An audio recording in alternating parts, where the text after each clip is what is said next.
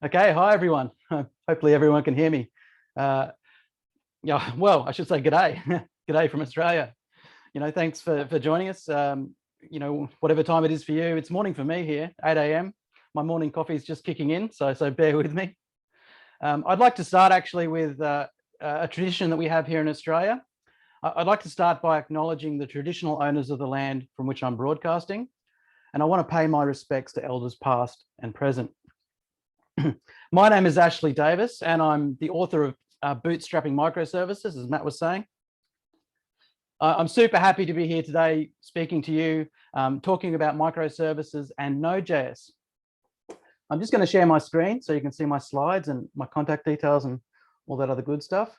And I'm just going to try and get my screen arranged so that I can actually see the chat and see the participant list, because I need to keep an eye on people and make sure I can check people in. So let me just get set up. Okay, that looks good. Cool. So you can see my contact details on every slide. Please feel free to note them down. Please feel free to reach out to me and talk to me. I'm pretty active on Twitter. You've got my public email address there as well, and you can see my details on LinkedIn as well.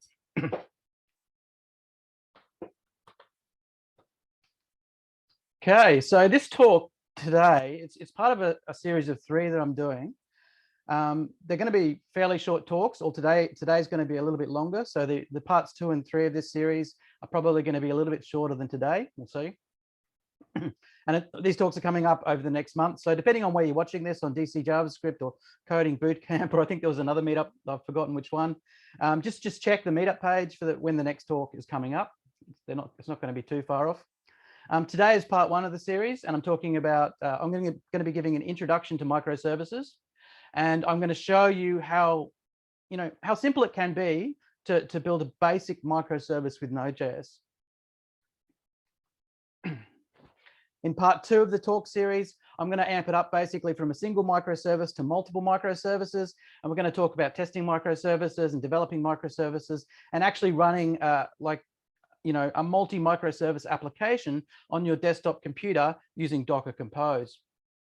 And then in the final part of the series, I'm going to be talking about how to deploy your microservices to production using Kubernetes.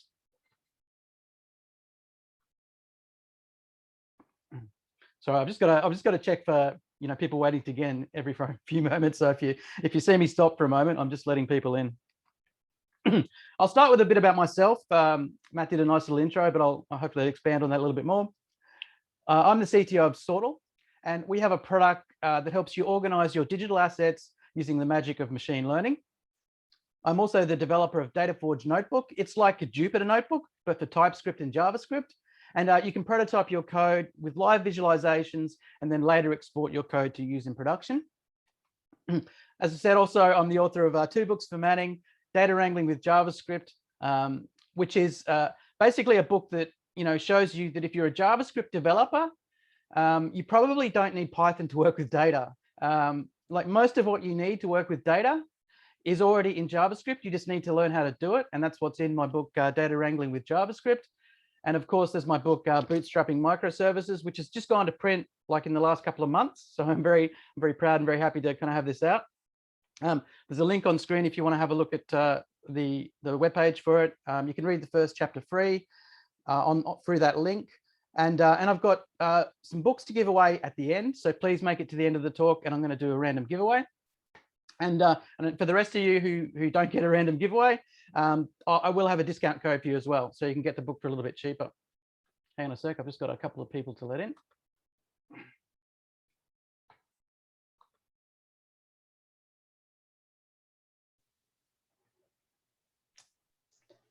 So this book, Bootstrapping Microservices, it's a practical and project-based guide to building applications with microservices. I start very simply in the book by showing you how to build, one microservice and package it and publish it and get it ready for deployment to production. And then it amps up to multiple microservices using Docker Compose, and eventually you get your microservice running in production on Kubernetes. So it takes you through the whole process from literally nothing to having a working microservices application in production, using an interesting example application called FlixTube, which is like an imaginary video streaming service that you're creating. But the recipes, the tools, the technologies, everything I cover in the book is basically, you can use that to build almost any microservices application. So it's very general purpose skills, very transferable skills that you're learning. So yeah, just please hang around to the end of the talk if you want to get a chance to win a free copy of this book. And the content you'll see in the talk today is very much similar to what's in the early chapters of the book. And in the second and third parts of this talk that are coming up later in the month, I'll be talking about some more advanced aspects that come up later in the book.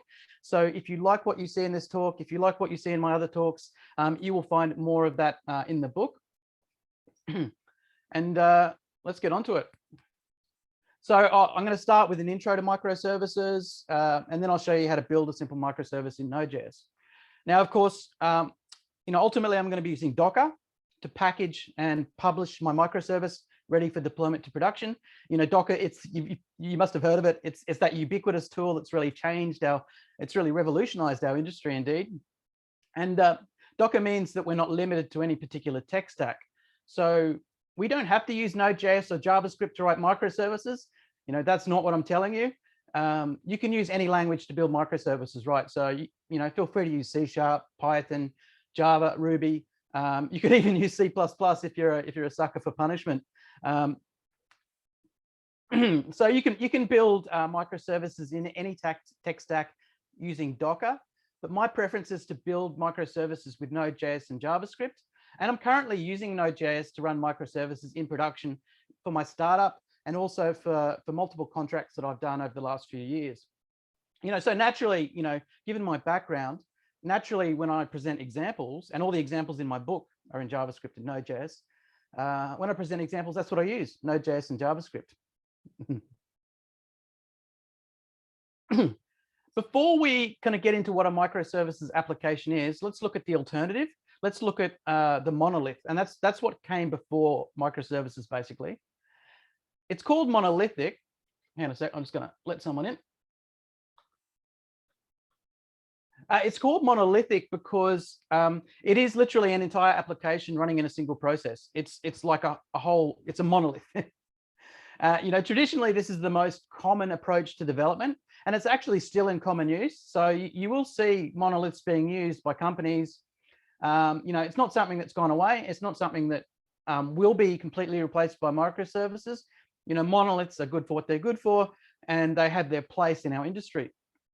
Now, the typical wisdom is that building a monolith, it's easier to build than a microservices application. And that's true to some extent. But I also want to challenge that notion. With modern tools, a good automation, a commitment to a simple architecture, I think microservices are easier and cheaper to build than ever before. So the choice of whether to go microservices or monolith, it's something you need to consider carefully. It's not as simple as it used to be.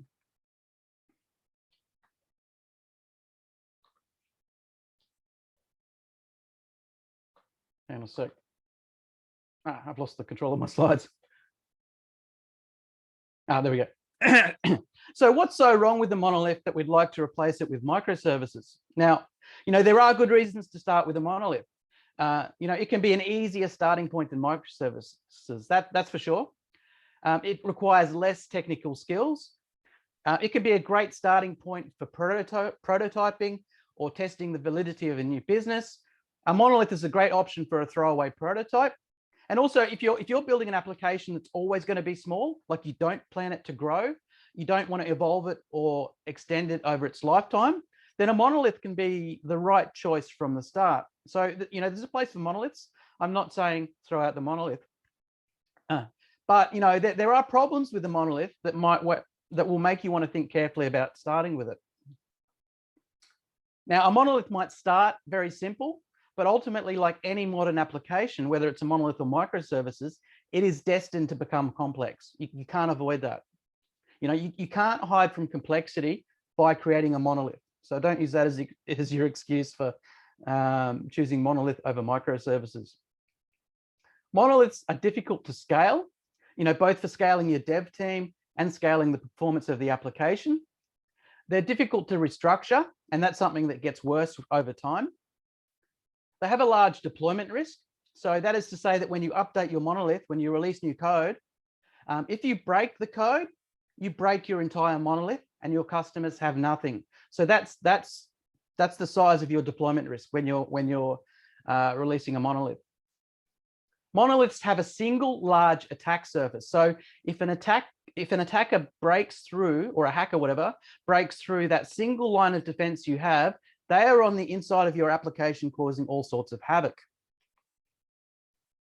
Now, ultimately, though, the real problem is that it can be very difficult to move from monolith to microservices. If you've started with a monolith and you later decide that it's too limiting and you want to kind of convert it to microservices. So once your business and your customers are dependent on your monolith, you have to move very carefully in order to restructure it to microservices. So the organization is going to need to update its technical skills. The developers are going to need, a fair bit of discipline and commitment, and be able to follow a long-term strategy, because it can take, if you're going to take a big monolith and refactor it to microservices, that could take some time. That could take years even. You're also going to need a great testing regime.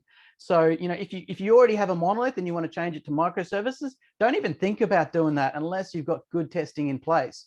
You just need that. If you're making changes to it and you can't test that, you're in trouble. So you see, once you're dependent on a monolith, it can be extremely difficult to get away from it. Now, of course, the other option you have, instead of making a monolith, is to make microservices. Now, what is a microservice? I'll tell you more about the benefits of microservices in a moment, but let's just understand what a microservice is first, just in case this is a concept that's new to you. A microservice is a small independent software process with an independent deployment schedule. Now, why is it important that a microservice is small? Well, having small services minimizes our deployment risk. Having small services allows us to make small changes, small, iterative, incremental, and frequent changes. And small changes can be more easily tested as well. So we can use this to increase our pace of development. At the same time, we're mitigating our deployment risk. Why is it important for the process to be independent? Well, it's important for fault isolation. I'm going to talk more about that in a moment. Why is it important for the deployment to be independent? Well, it's so that separate services can have their own release schedule.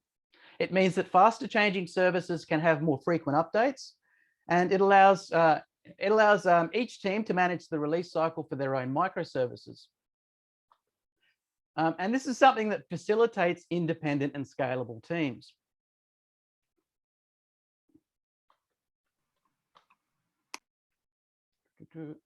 Okay, so how small should a microservice be? Now, opinions will vary on this, but I have my own metric. I would say that a microservice should be small enough that you can rewrite it in a couple of days, or at most a couple of weeks. Okay, so if it takes you months to rewrite a microservice, it's not that small. It's not that micro, is it? It's more like a macro service, or something bigger. That we don't really have a name for those. So that brings us to the microservices application. And a microservices application is a distributed application composed of many tiny software processes. That's the microservices. And the microservices work together to build the features of the application. The processes typically communicate via the network. And a microservices application is just a special case of a distributed application, right? These things have been around for years, and recently they've sort of evolved into this new architecture called microservices, where you take these distributed processes and you shrink them down to the micro level. So the real difference between monolith and microservices is that the monolith is just one large service, really. You can think of it as one large service, where microservices are many small services working together to achieve a whole application.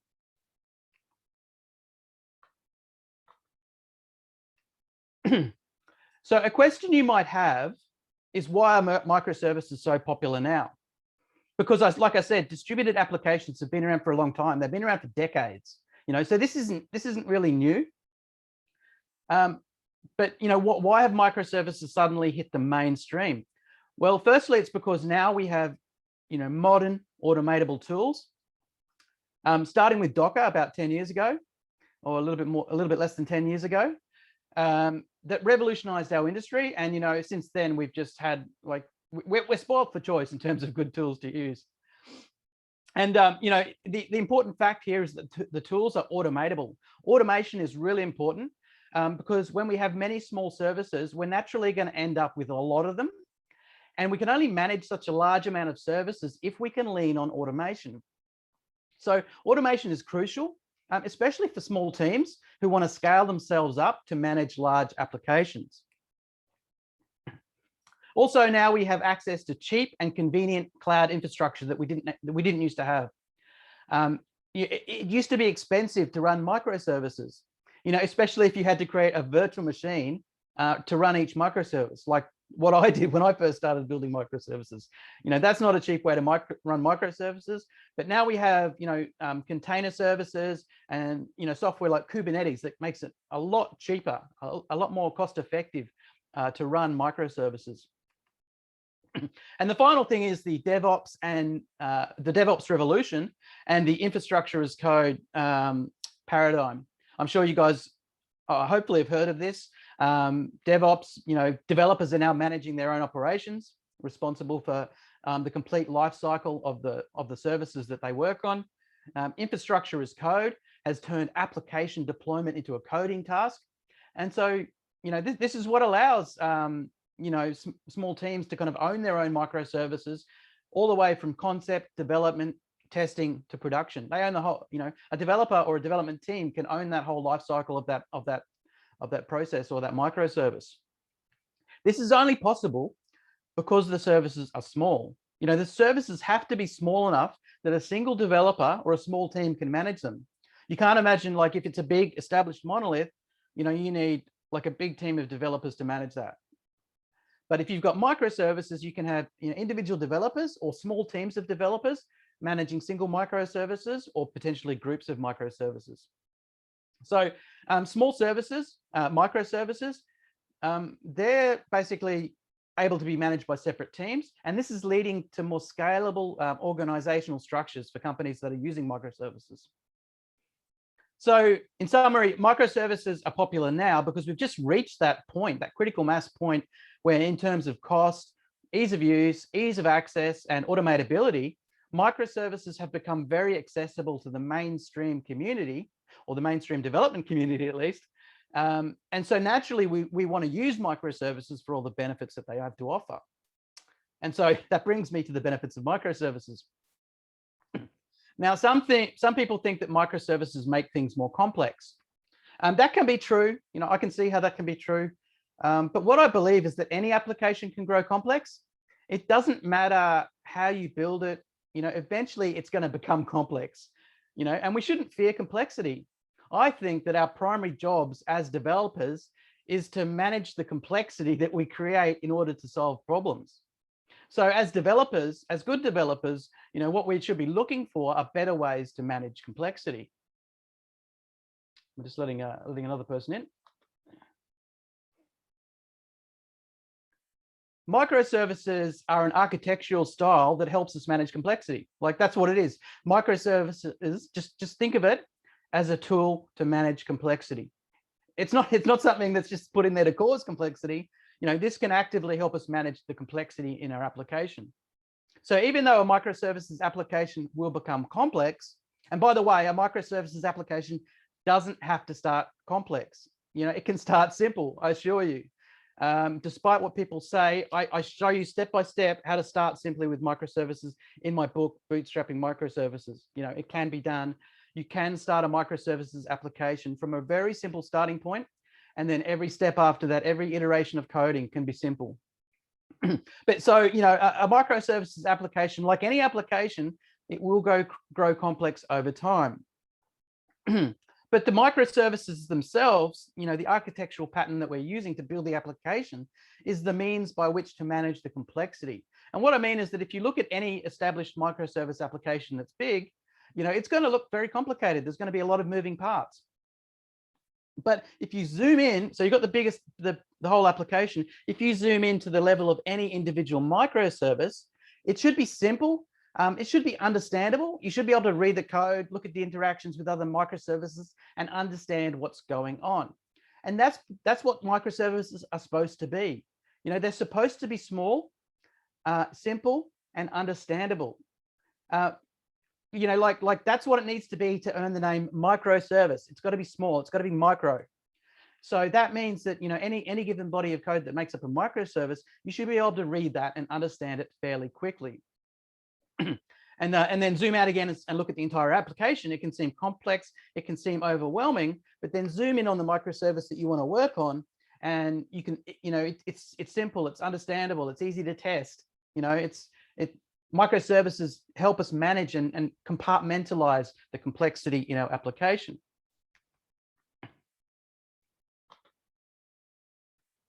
So microservices, with microservices, we get a fine-grained control over the application. That means we get tight control over deployment, security, scalability, team structure, and so on.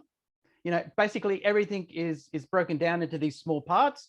And instead of having this one massive monolithic thing that, we've only got one thing that we can tune, we can fine tune all the separate parts of our application independently. Microservices allow us to compartmentalize the components in our application. And it's just like how bulkheads work in a ship, in a boat, to divide the boat into compartments. So, if the boat springs a leak, the bulkheads close, the compartments close up, and we isolate a failure or a problem into a particular compartment where it occurred. And the same thing is true of microservices. Should any given microservice fail, the failure can be limited to that one microservice. And it doesn't have to bring down any other services. It doesn't have to bring down the application, and it doesn't have to cause disruption to our customers, which is the most important thing. The fact that any given service is small and we can roll it out independently means that our deployment risk is low. So when we deploy a microservice, we're risking just breaking like a tiny part of our bigger application. If we're deploying a monolith, on the other hand, we're deploying the whole thing at once, and we risk breaking the whole thing at once, which isn't good for anyone. Microservices support a scalable team structure. So the application can be split into many separate code repositories that are managed by separate teams and are independent of each other. And so because those teams are independent and they can work in parallel, and they're not treading on each other's toes. This allows us to scale up the size of our application and effectively distribute the workload across our growing company. Now, this is the most famous aspect of microservices. They are scalable in a performance sense. When you are deploying a monolith, you only have the one thing that you can scale, and it's not very focused. There might only be a small part of that monolith that you want to scale, but you're forced to scale the whole thing. And so it's not very cost effective. It can get very expensive. With microservices, though, you have more options for scaling. The application is already split up into these components, and you can choose to scale only those parts of the application that have a performance problem. So our scaling can be very focused when we're working with microservices, and it allows us a much tighter control over our running costs. Elastic scaling also works better with microservices because microservices are smaller. Because they're smaller, basically we can spin them up quicker to meet growing demand, and we can spin them down when that demand is gone. So again, we can really focus our scaling, and it can be much more cost effective. Now, this last thing on my list here, I want to mention, it might not be as obvious to people who are listening in. We can use microservices to isolate and control our technical debt. So instead of having one huge monolith-sized ball of mud, we can divide it up to separate islands, maybe separate islands of mud, that are independent and distinct from each other. So instead of having like one big pile of spaghetti, we get it all nicely separated out at the application level. And I actually think this makes microservices really good for prototyping and building MVPs, because you don't have to worry so much about the quality of the code, because you can easily and iteratively replace microservices over time with better code. And yeah, so it makes microservices great for building MVPs for startups. And I recommend microservices to startups. Given depending on their situation and what they're trying to achieve, of course, it's not right for everyone. But microservices, I do think they're really good for prototyping and MVPs, and that might be a controversial opinion, but that's what I believe. And I've been using microservices for startups for a few years now, so I've been through it. Now, the ability to replace microservices over time and improve our code, this is called designing for disposability. So we're using microservices. We're basically intending to replace our microservices over time to evolve and improve our application. We're effectively building in an ability to change, and that's really important in modern times when things are changing quickly, and any modern business has to kind of change quickly and adapt to survive or be competitive. Microservices can help us achieve that. So after all this, let's get to Node.js. Why use Node.js for microservices? I mentioned already that we can, we're going to be using Docker, so we can use any tech stack, we can use any language to build microservices. It doesn't have to be Node.js or JavaScript. But to start with, even though JavaScript, I don't think it's the world's best programming language. That would be hard to say, but I do truly believe that JavaScript is the world's most practical language. You can do almost anything in JavaScript. Using Node.js means you can go truly full stack. It means you can go anywhere in your tech stack, anywhere in your application without changing languages. Now, personally, I use JavaScript. Well, actually, mostly I use TypeScript now. But I use it for front ends, back ends, mobile apps, and more. Like I literally use, at this point in my career, I've been a developer for over 20 years. I've used many different languages. At this point, like I'm full-time, I guess I would say I'm a full-time TypeScript coder now. I never thought I'd get to that point, but I love it. I love being able to go anywhere in the application and just be comfortable with the language and the way it works and everything that's there. Node.js, for its part, it was made for building distributed applications. You may not realize this, but the name Node, that indicates that Node is intended to be a node in a network-oriented application. Node.js is network-oriented from the start, so it includes everything you need to build network-oriented applications. And the fact that Node.js was built for this kind of thing means that building microservices with Node.js, it's particularly easy. I'm going to give you a live demo in a moment, so hold on. You will see some coding in a moment. And passing data between services or Node.js microservices is particularly easy. And that's because the de facto standard for communication between services on the internet is JSON.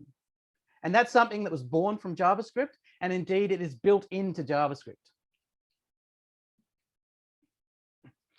I think there's plenty of other benefits to working with JavaScript that I'm not going to worry about today. I'm sure you guys are here probably already interested in JavaScript and know something about it, so I'm not going to go into bore you with details on that. But there we go. Sorry, this last one here. I guess you probably already noticed that Node.js has a huge community. There are lots of tools, lots of examples, lots of libraries, tutorials, plenty of books, plenty of resources for you to learn. And that's important. You're not working on something that's obscure or small. You're working on something that's big, popular, and has a lot of people. There's a lot of people that you can lean on if you need support, if you need help. Reach out, ask the community. They're very willing to help and guide you through the process of using JavaScript and using Node.js. So just before we get on to the demo, I'll just quickly cover the basic needs of a microservice. A typical microservice needs a way to communicate with other microservices and possibly also the outside world. It also needs a way to store persistent data. Typically we'll use a database, or we'll need to store some files in some sort of file storage repository. Today we're going to look at how to make a simple microservice. We're going to give it the most basic communication facilities. In the next talk, in this series of talk, we're going to explore some more advanced communication technologies. but today we're just going to keep it simple. And we're not going to cover storage today either. So we're going to look at databases and file storage probably in talk 2 or maybe in talk 3, depending on the timing of those talks. So who's ready to look at some code? If you wouldn't mind, just start, commence your prayers to the demo gods that this all works out. So I'm just going to switch over to my command prompt here.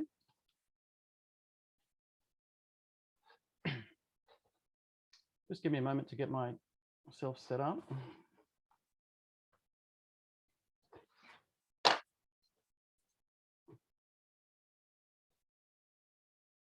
Okay. So what are we doing here? So I'm running Node.js version 14.16.0. Now you can install Node.js for yourself if you haven't already. Go to the Node.js website, nodejs.org. You can download the latest version from here. I recommend if you want to run multiple versions of Node.js, I recommend using NVM. So Google NVM. That allows you to install and manage multiple separate versions of Node.js on the one computer. It's really awesome. Okay, so I'm going to build a really basic microservice. I'm actually working with Windows 10 here, but I've got Git for Windows installed, which gives me all the Linux commands. So I'm just going to make a new directory for my demo today, and I'm going to create a new Node.js project. So I'm creating a Node.js microservice from scratch. I just want to show you how simple it can be to go all the way through this process.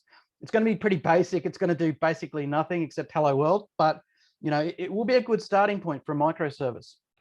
So I can start a new Node.js project using npm and init. If I add the -y command, I get it filling out all the defaults for me. So this is going to create a package file for me. And a package file is basically, you can see it gets printed out here.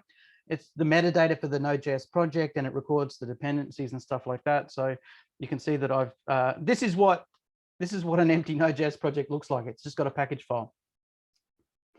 Okay, I'm going to open Visual Studio Code from this directory. And I'm going to create a code file. So empty project, we just got the package.json. There's nothing much in here, just all the details of the project. You can see here that the main file of the project is automatically set to index.js. So index.js is basically the conventional name for the main script file in a Node.js project. So let's create that. Let's say new file, index.js, and let's just start with hello world. Nothing too exciting yet, but we're going to build up. We're going to build up to something more complicated. So I saved that. I'll switch back to my terminal. I can run that now. I can run node index.js, and it prints hello world. So, that's the first stepping stone. Creating an empty Node.js project that just does hello world. Now, at this point, I could create a Git repository. Like, it would be pretty standard practice that if I was actually building a production microservice, I'd create a Git repository now and potentially create one like a hosted repository on GitHub or Bitbucket or something like that and push it up there.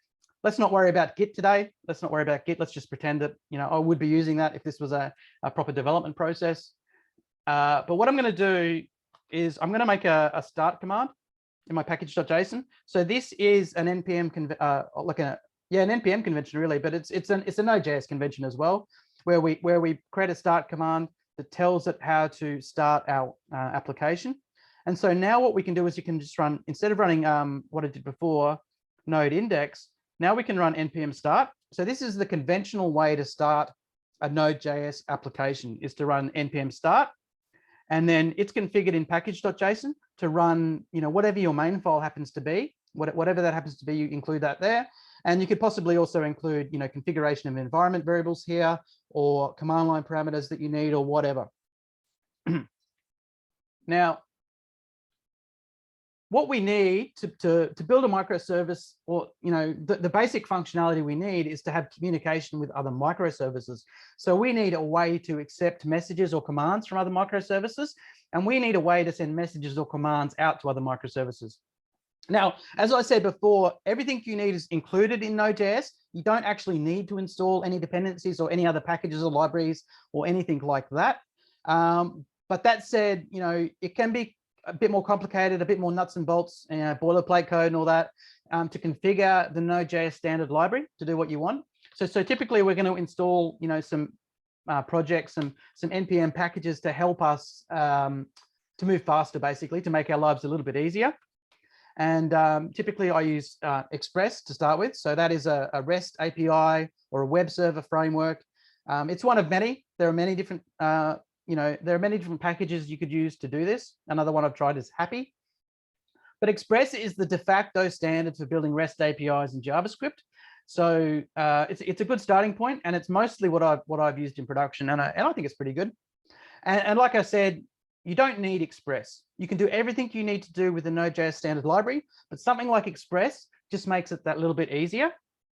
So that's how Express is basically how we're going to be able to accept, incoming commands, incoming messages, incoming queries from other services and the outside world. And the other thing we need is a way to kind of send these messages out, which I'm going to use Axios for that. And again, you can do all this with Node.js, but Axios just makes it a little bit easier to send outgoing requests. So I'm installing both of those things. They're coming down from the Npm repository right now as we speak. And that was pretty quick. That's done already. So if we go back to Visual Studio Code and we look at the package file here, we can see in our dependencies now we've got Axios and Express installed. They get installed into the Node modules directory, but you can see we have a lot of stuff in the Node modules directory now, and that's because dependencies of dependencies as well get installed. So Express and Axios actually depend on a lot of the other packages themselves, and so it automatically brings all that in. So that's just under the Node modules directory there. Now, what I want to do at this point is put together basically a basic Express-based microservice. And the easiest way to do that is go to the Hello World example on the Express website, which I've got here already. So the Express website has this great getting started example, great documentation generally here. It's well worth reading through. I'm just going to copy that. And I'm gonna dunk it in my my index file here. Now, there's many different ways you could easily write this from scratch. It wouldn't take much effort to write this code from scratch. Or typically, what I would do, typically I write TypeScript microservices. So I have a TypeScript template on my GitHub. Please feel free to have a look at my GitHub. Ashley Davis, look for TypeScript template. That's a generic Node.js TypeScript project, so it's a good starting point. Normally, if I want to start a new TypeScript project, I just clone that and create a new repo out of it and start work on a new project from the template. But I'm just going to start from this simple Node.js Hello World example from their web page. It simply prints Hello World when you hit the web server. So let's test that.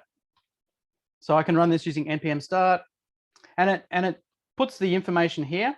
So you can see that it's console logging that here. That's where that comes from. This bit here, it's console logging, the link to click on basically. And in Windows Terminal, you can just click on that link. And so we've got our little website now running that says Hello World. So not too exciting yet, but we're getting there. We're getting there. One thing I like to do at this point is get set up for live reload. So with live reload, that means I can change code and the microservice will just automatically restart by itself. Typically, I do that by installing, I install it as a dev dependency, not a production dependency. That's important. I install Nodemon. So Nodemon is kind of like a drop-in replacement for Node in a way, in that you can run your script file with Nodemon, but when any of your JavaScript files change, it's automatically going to reload your web server or your microservice or whatever it is. And I can run it just, instead of running node index.js, I can just edit that and run Nodemon instead. But actually, because I'm running it as a package from the current directory, I have to use the npx command to run that. But that's running now. It's running like it was before, except you can see that, if I change the code here, I'll get my code and my terminal side by side. I could change this to hello microservice. And that automatically restarts the code on the left here. So it's a great way of working, a really streamlined, fast and efficient way of working. It works great with TDD and automated testing because you can change code and have your tests automatically rerun, while you're coding it. It's such a powerful thing to be able to do. Now, what I want to do is get a script set up to run that as well. So I typically have my own convention to do this called start dev. This isn't a Node.js convention. It's just my own conventional name for that. And I usually just make it run Nodemon index.js. So, no matter what, basically, no matter what microservice or Node.js project indeed that I'm in, to run it, I either run Npm Start. I don't have to remember anything, or that's like running it in production effectively. If I want to run it in development, sorry, it's Npm run start dev, and so that's what's going to run Nodemon. Now, what's next? Okay, so how do we configure a microservice? We need a way to configure this. We need a way to kind of say that, I might want to roll out a few different copies of this, or, I might want to roll this out into different clusters, and I want to configure it differently. And there's a bunch of ways you could configure a Node.js project. You could configure it with configuration files. You could configure it with command line parameters.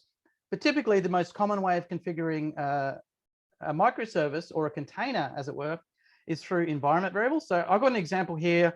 Let's say we want to configure the port. So this is running on port 3000, but we might want to run it on port 80. Typically, I'll run my microservices on port 80, which is the standard, the default for HTTP. So we can basically read an environment variable called port. Now we have to check whether that's undefined or not, whether it's actually being supplied, if I can spell properly, undefined. And if it's not undefined, we can parse that as an int. So let's just copy this into there. So we're parsing. So environment variables always come in as a string. So if we want them to be an int, we have to parse it as an int. And what I'm saying here is basically, if the port environment variable is not undefined, then we parse it as an int and use that as the port. Otherwise, we default to 3000. 3000 is a pretty good default. It's like a conventional port number for a web server running in development. It's going to save that. It's automatically restarted over here. You can see that it's automatically gone to port 5000 as well. And the reason for that is because I had previously set environment variable to 5000. But I can set that to anything, right? I'm on Windows, so I would use the set command and set my port number to say 4000. If you're on Linux or Mac OS, you'll use the export command instead, but it's the same thing basically. That's not going to work on Windows, so I'm not going to do that. So I've set that port number to 4000. If I restart now, you'll see that my thing is available on 4000 now. So we can configure this. Like I can configure this externally. So if this was built to a Docker image, I could deploy this as a container to a Kubernetes cluster, and I could tell it which port to run on. And I could configure anything, anything that needs to be configured within this microservice can be done through environment variables. And it's especially, in this case, it's optional. So in this case, I'm saying it's an optional to pass in the port, otherwise you get a default.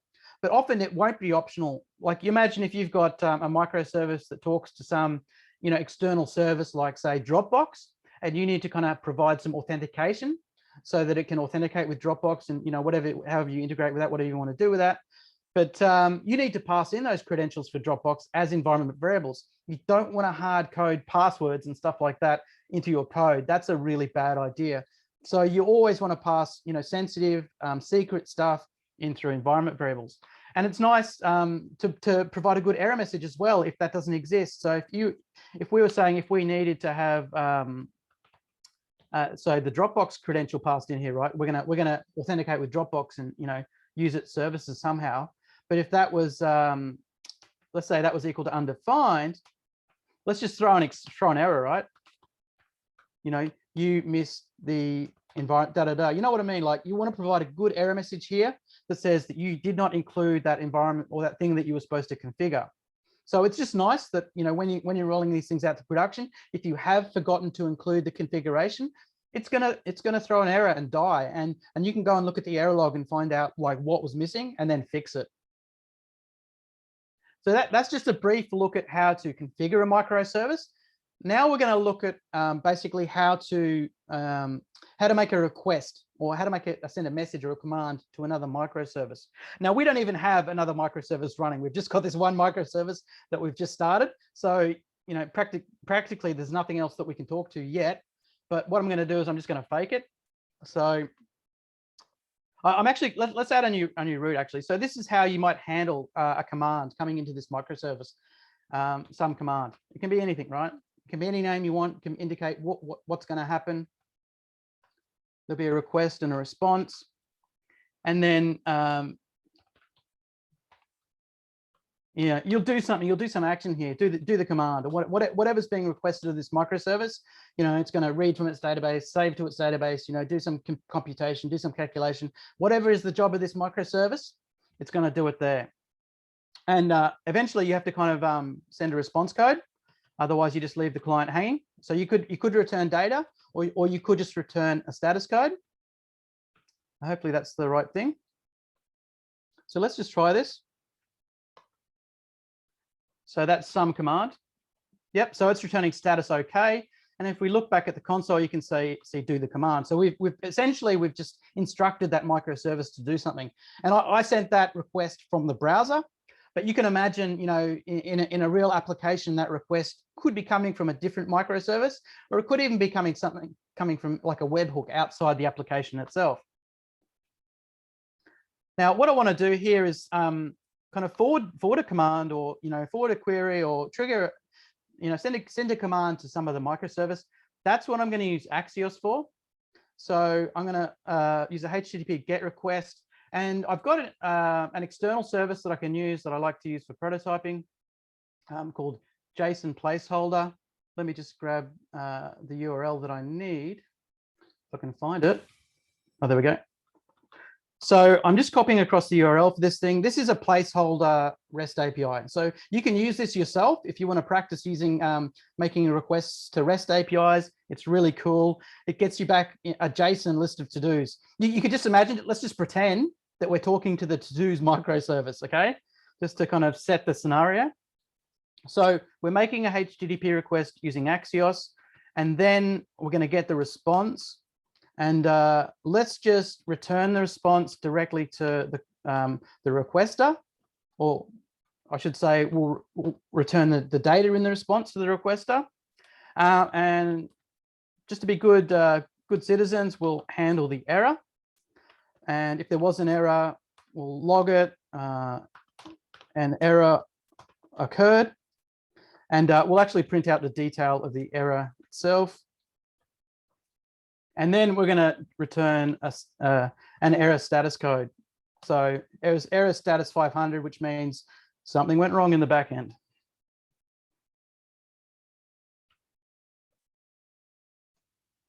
So I'm saving that. So now what I have is I have the ability to accept a command from some other microservice, send a command or send a query, or however you want to interpret this, to the to-dos microservice. Let's just pretend that that's what it is.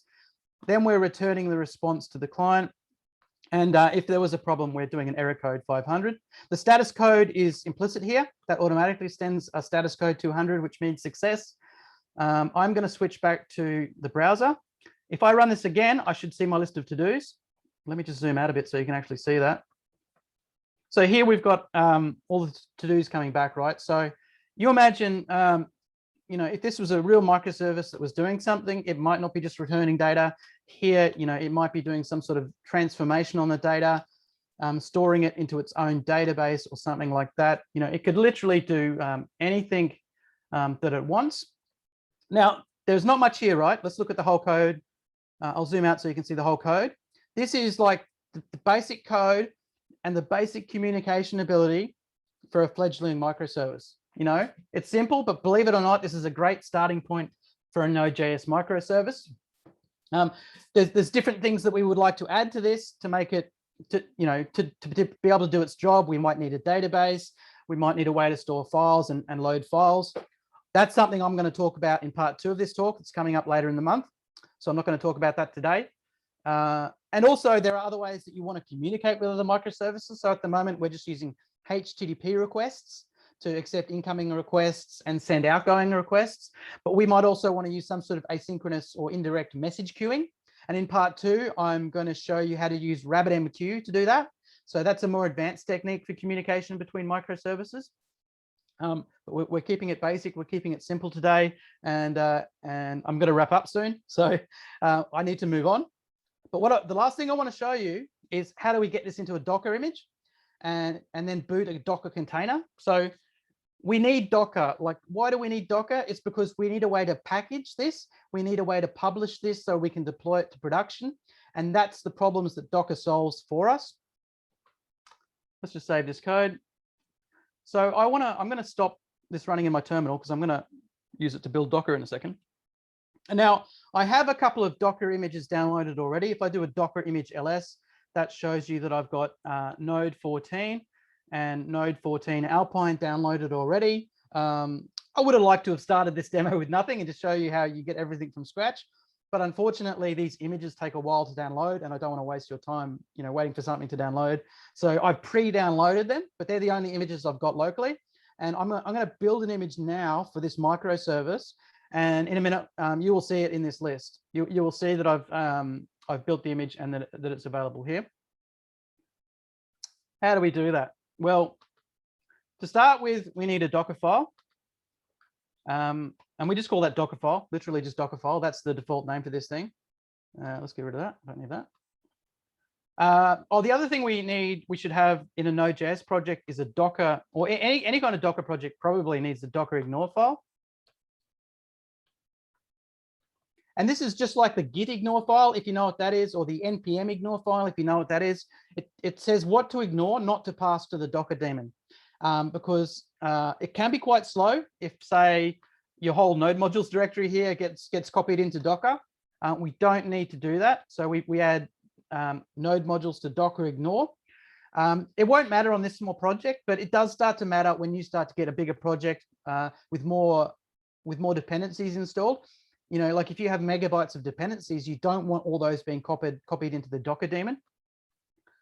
Okay, the Dockerfile. So the Dockerfile is like a script that basically says how to build the Docker image for your microservice, or Docker's not just for microservices, obviously, but that's what I'm using it for.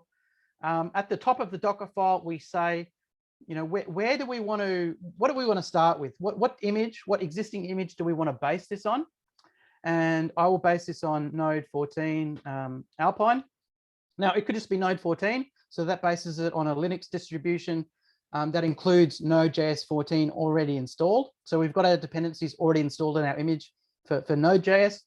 The Alpine version of that is just a cut down Linux distribution. It's better for production because it's a lot smaller. It's a lot smaller than the non-Alpine distribution. So that's why I'm using that. And typically we'll set a work directory. So this is the directory that I'm going to work with inside the image that I'm creating. And I think, this is just a sort of I guess a tradition that it's like app source app. Oh, sorry, user source app. If you do the Docker tutorials, I think that's what you get. And so that's probably why everyone uses that. I don't think there's any particular reason why it should be that. Then you start copying files. You start copying files into your image. So typically I want all my package files so I can install my dependencies. Now I'm going to run a command inside my image. So now just bear in mind here that I'm using Windows 10, but what I'm doing here is I'm doing things inside a Linux image. So it's a Linux image with Node.js installed. So I've definitely got to use, I've got access to all the Linux commands here, but anything I run here, like this npm install, I'm going to install my dependencies for my project. Anything I run is going to run inside the image. And I'm saying only install production dependencies here. So I don't want the dev dependencies, like the one I installed earlier was Nodemon, but you could have any other dependencies for testing or to help you with debugging or development, and you don't want to include them in your production build. So just make sure you only include your production dependencies. Now I've got one code file to copy. That's index.js. So I'm going to copy index.js into my image. Now, typically I wouldn't do this. Typically I'd have all my code in a source directory and I just copy the whole folder of source code. But this is a simple microservice and we're setting it up simply here. What do I do next? Just one more thing now. I need to give it the command to run when it starts the container. So when it boots a container from this image, when it's starting the microservice, what is the command that starts it? Well, it's just simply npm start. So that should be the command, no matter what Node.js project it is. That should be the command that you can use. If the developer of it has followed Node.js conventions, npm start is what starts it. So hopefully I've typed that in correctly with no issues. Let's build it. The simplest way to build a Docker image is to go to the directory where the Dockerfile is. So you can see that's the Dockerfile here that I just created. And then I'm going to run Docker. Oh, so let's look at the version of Docker I've got first. So I've got Docker version 2010.2. I've installed this using, in a sec, let's see.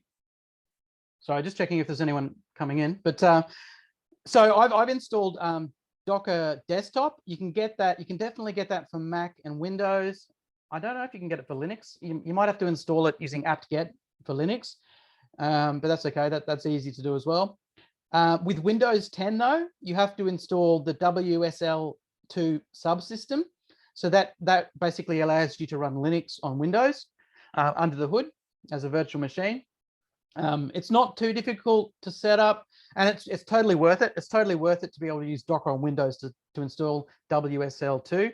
And if you're working on Windows but you're a Linux fan, you'll love it. You will really love WSL2. Anyway, so to build this, the simplest thing to do in this directory is to run docker build dot. The dot's very important. That tells it to build against the Docker file in this current directory. So that's building now. You can see here it's running the commands like the copy command, and it's doing the npm install. So it's doing that npm install inside the image, and it's finished. So I should be able to do a Docker image ls now. I should be able to list the images that I've got. And you can see here that I've got a new image that was created 9 seconds ago. So that was what I just created then with the Docker build. I didn't name it, so it's got no name. I didn't put a version number on it, so it's got no tag. So you can do that fairly easily, and you have to do that if you want to publish it. I'm not going to publish this. I'm just going to build it and run it locally just to give you a taster. And I can run it now. I can say Docker run. Now, if I just use Docker run by itself, this will actually run it. You'll see that we now have a microservice, the one we just built, running under a Docker container. So it's running on Linux under Windows, which is incredible, really. But we can't access it. It's on port 3000, but we can't access it. And the reason is because it says localhost, but it's actually running in its own localhost, like basically in its own virtual computer. So the container is like a whole virtual computer, basically, that's running inside our real physical computer, but we can't directly access it. In order to be able to access it, I need to do some port forwarding. So I need to be able to map ports from the host operating system of Windows into the container, which is Linux. We do that using -p, and then we say what is the port number on the host operating system, and what is the port number in the virtual operating system. So this is going to start it again now, but now I should be able to access it on port 3000. So you can see I can run this now. This is the Hello World microservice, but it is running under a Docker container. It's not running directly under Node.js on my desktop computer. Hopefully that makes sense. So let's have one last look at this Docker file before we leave it. So this is it. This is a really simple Node.js project. We've built a really simple kind of REST API / web server. It's a great beginning for a microservice, and it's just super simple to put together. There's nothing to this.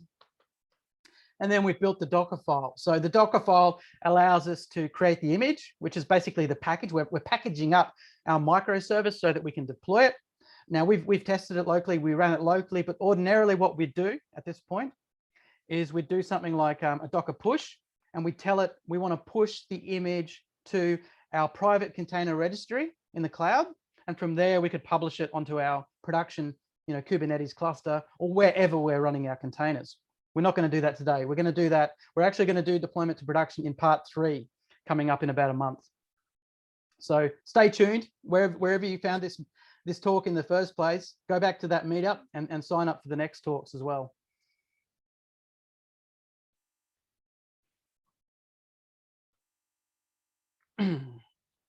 So we've done a little bit of coding.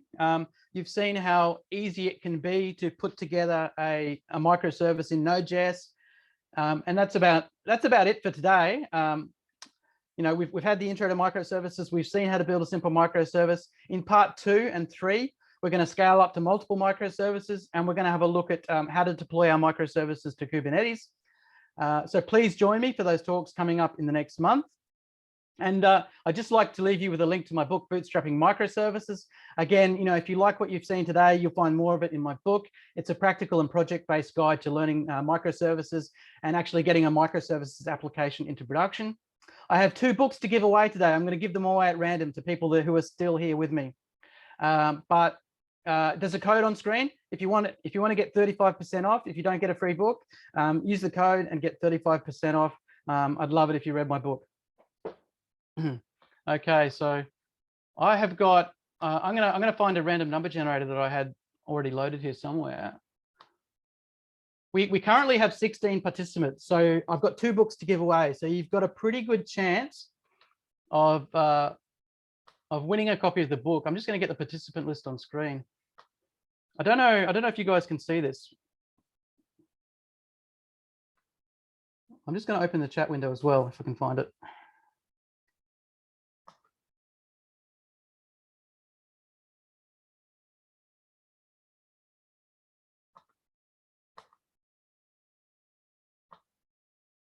Okay, cool. I can see the chat now. I've been sorry if there's been any questions during. I will get to questions in a second. Oh yeah, someone has asked a question. Shouldn't it be command, you know, square brackets, npm start? But you can do it either way. You can just put like a string-based command, or you can put like that array-based command. It doesn't matter. It's your choice. I don't really know if there's any benefit to doing it one way or the other. For me, I like it to look like you're running a normal command on the command line. So I use just like a string, and that's always worked well for me. Anyway, where's my random number generator that I had? Here we go. So we have 16 participants, and I'm about to roll the dice from 1 to 16. Let's count from 1 like we're normal people and not coders. So basically what I'm going to do is I'm going to generate this random number, and I'm going to count down the list, not including myself. Actually, I might be included in the 16. So yeah, I probably am. So let's make it. Let's just count 1, 2, 3, 4, 5, 6, 7, 8, 9, 10, 11, 12, 13, 14, 15. Okay. So there is only 15 people, not including myself. So let's roll the dice and see who gets the book. 7. So that's 1, 2, 3, 4, 5, 6, 7. George Barnaby, you have won a copy of the book. Congratulations. I'm just going to write down your name so I remember to give you a code in a moment. So George Barnaby, please stay on the line. Don't leave the meeting until I give you a code for the book. Okay, let's roll the dice again and see who gets the other copy that I'm giving away today. Number 1, that's Tuba. Tuba, please stay online for a moment, and I'll give you a copy of the book in a moment. Awesome. Congratulations to those 2 who got a free copy of the book. I'll just stop the screen share now, and I'll get the chat back.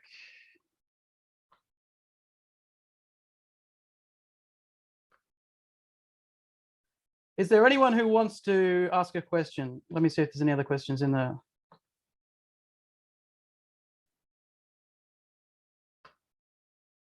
Someone said it shows me as number 1.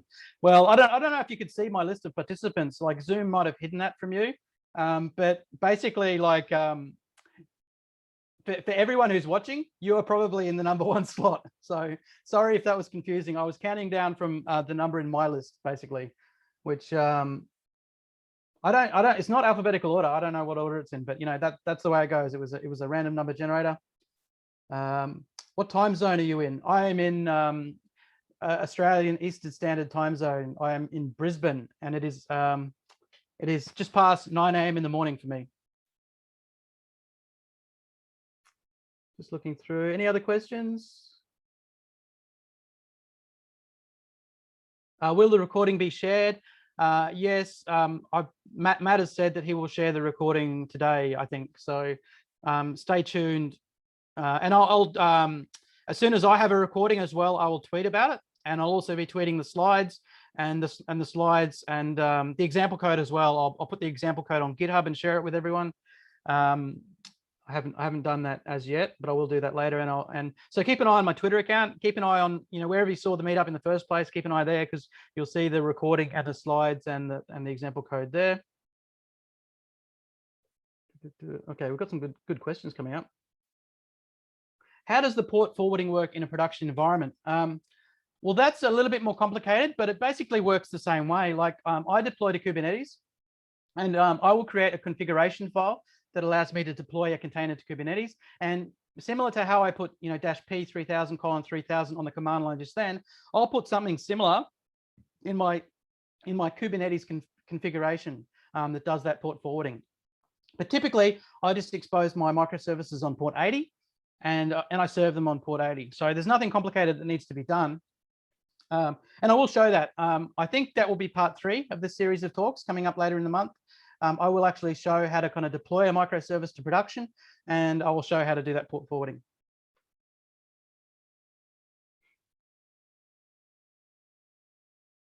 Here's a question.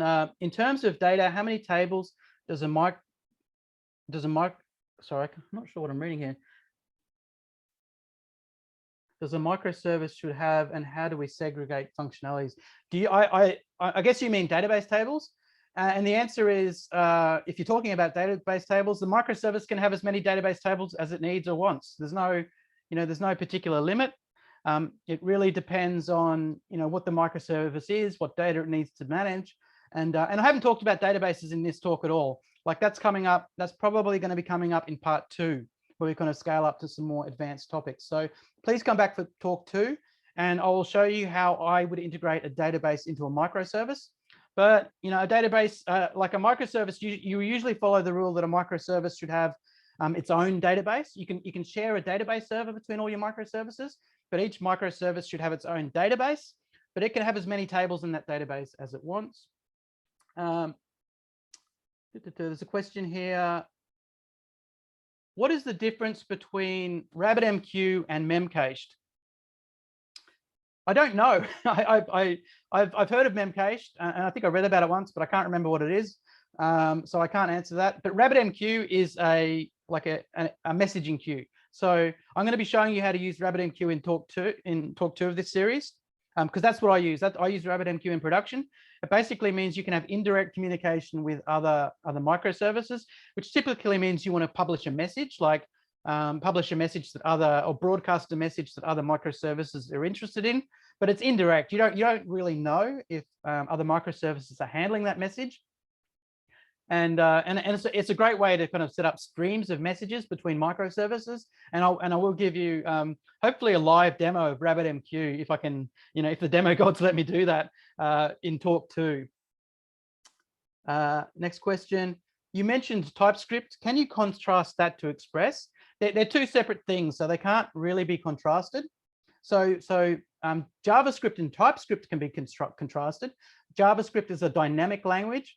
And TypeScript builds on JavaScript to add static typing and a build phase and a compile phase. So using TypeScript allows you to kind of have like extra error checking on top of JavaScript that you wouldn't normally have.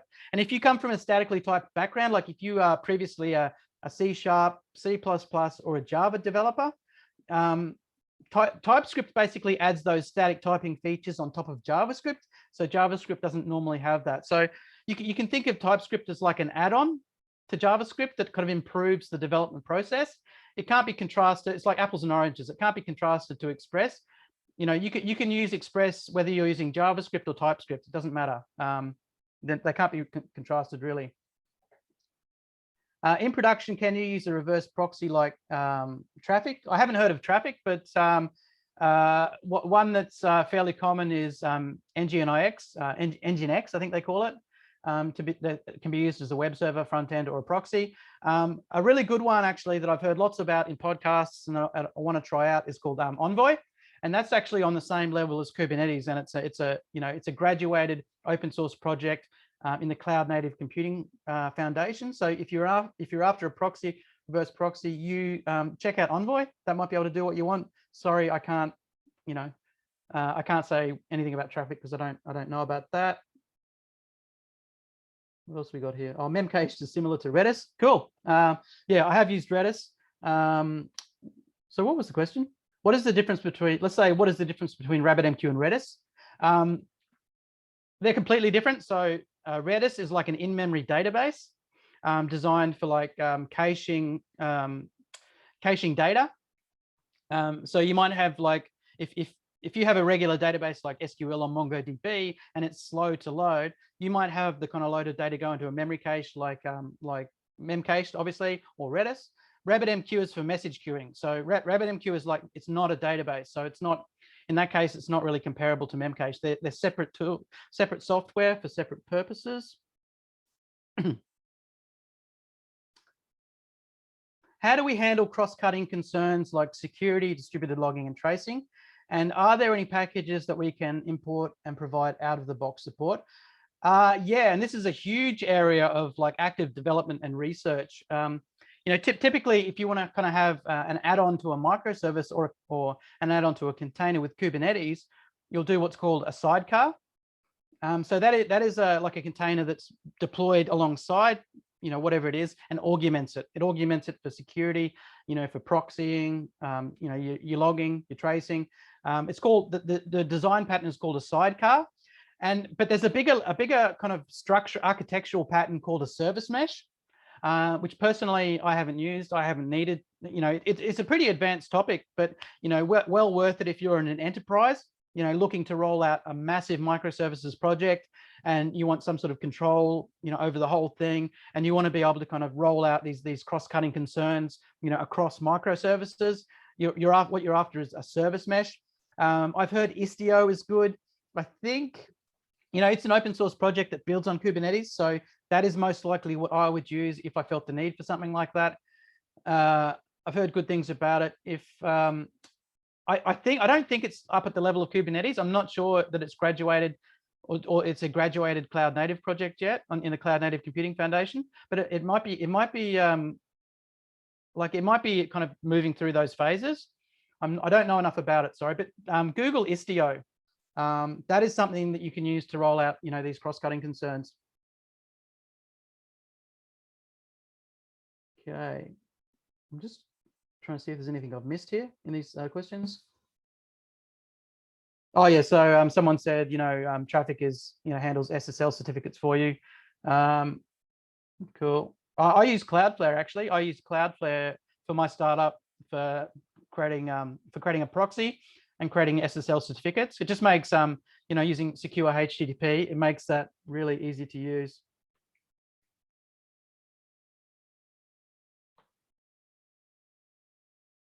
Hopefully I've got everyone's questions. I'm just scrolling through. I can't see anything else. Hopefully I haven't missed anything. Oh, can you say something about the CI/CD pipeline? I will definitely say more about that in talk 3. I'm going to actually, I'll probably give you a demo of a simple CD pipeline. That's usually how I start. Is I make a code change. I push the code change. It triggers the CD pipeline, and it triggers the deployment of a microservice to Kubernetes. So I use at the moment, a variety of different things depending on the project I'm working on. For my startup Sortle, I use Bitbucket pipelines. So, essentially what CD continuous delivery is, it's a shell script running in the cloud. Like it's not that complicated. That's how I like to explain it simply.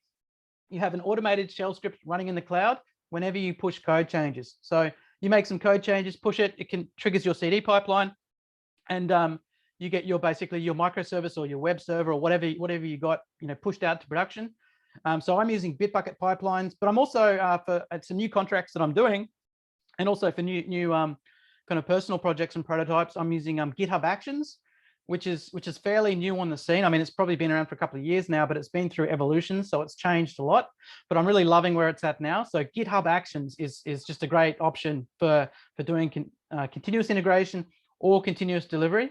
I thoroughly recommend it. Does that help? But please feel free to come back in talk 3 where I'll actually give a demo and we'll look at some code for a CD pipeline. I'll actually show you code.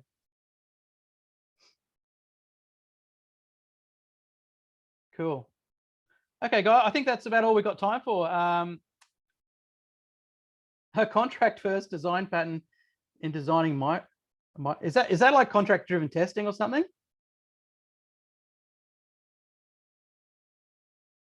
I'm not really sure what that means. All right, I'm gonna send out the codes now for the people who have won. So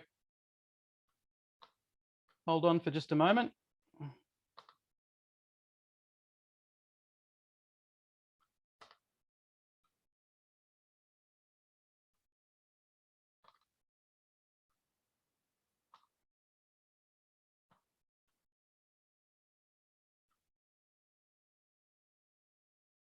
Sorry, I'm just trying to find where I put these the codes for the giveaways.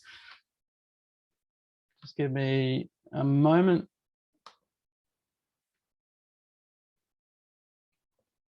Okay, so the first one we're giving away is to George.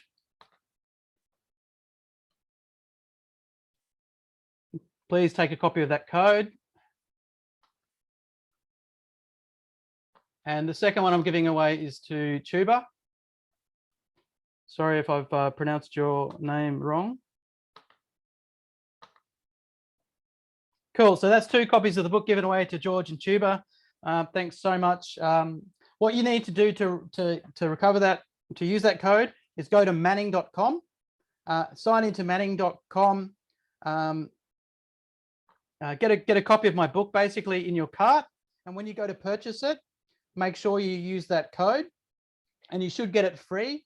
If you don't, if there's any problems, please feel free to reach out to me. I'll put my contact details in the chat here.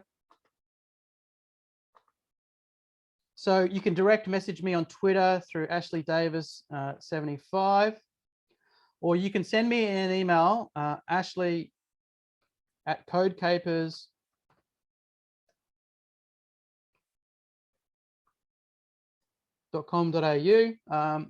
And that goes for anyone. If you want to talk tech, have a chat, ask a question, please feel free to get in touch with me. And yeah, let me get you the link for my book again.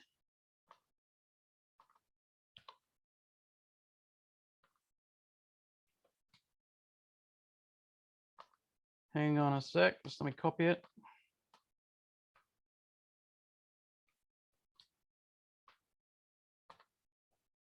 So if you follow that link, you will get to the book. That's on Manning's webpage. You can read the first chapter there for free, or if you want a free copy, please enter your code, grab a free copy of the ebook. Otherwise, use the code that I put up earlier to get a 35% discount.